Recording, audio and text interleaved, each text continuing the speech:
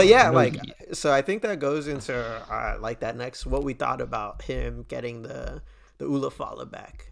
So I like, and for I thought that was a me, good match though. yeah. Okay. No, Yeah. what do you think? Just pure match wrestling stuff. Um, I liked it. I was entertained. I Yeah. was entertained. I like the way both guys fight. I did. I don't know if I don't know if I'm like I'm kind of starting to like the little smack talk and how they talk smack to each other. I loved you. I've always loved you, and you never loved me back. And putazo. Hmm. Uh, and so I don't know. It's kind of interesting. It's kind of interesting to see. I don't know the whole story. I don't know the bloodline story. I blame Paul Heyman. Um, you know. So I'm kind of interesting to see what it is that I learn, and I'm not going to read up. I'm not going to do research. I'm going to see because I'm going to see what how WWE brings me up to speed on this.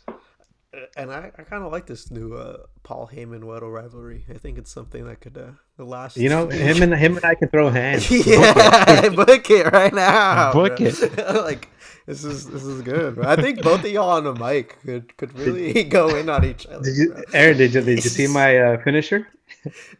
My Uh, Lamelo Ball finisher? the slap. Yeah, it has to be all the way back. And you gotta run away like Melo too, you know? He's just like dips out. He's like, It's gonna be nah, my bro. finisher to top Paul Heyman. I'm gonna be like, I'm gonna enjoy that.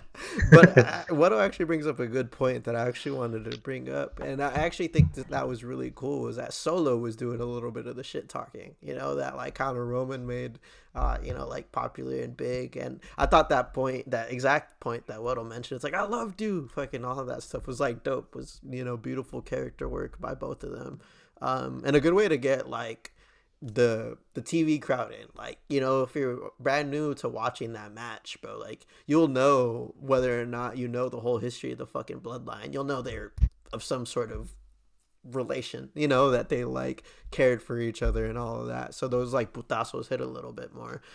So I thought that was really cool, and I thought it was just a textbook match in that aspect. And it was cool to have Solo be able to just be a main event guy against Roman. That's something that they had been building up for like a year since Mania. Like I remember at WrestleMania 40, like Solo was hella pissed off because Roman didn't win, and those type of things. And he like picked him up. He's like, "Beat him, bro! Like beat him! What you doing?" So I thought that was cool. Yeah, this match was it's kind of I was gonna say the best match out of the night, but I'm not gonna say that. But it was a good match. I love the false finishes that gets the crowd into it, and I have a problem with those. False finishes when you do the finisher and they don't die or whatever, they don't get pinned. I mean, you gotta I know have a problem when with to that. do it. You gotta know when to do it and how to do it. You can't just be doing it. And I felt like they did it. They executed pretty well, and also the involvement of Kevin Owens and the other fools. Like this intertwining of storylines is something that's been happening since Triple H took over, and I'm loving it because it's not just one storyline and then next one and then next one. It's all connected, all together, and it just makes the show 10 times better.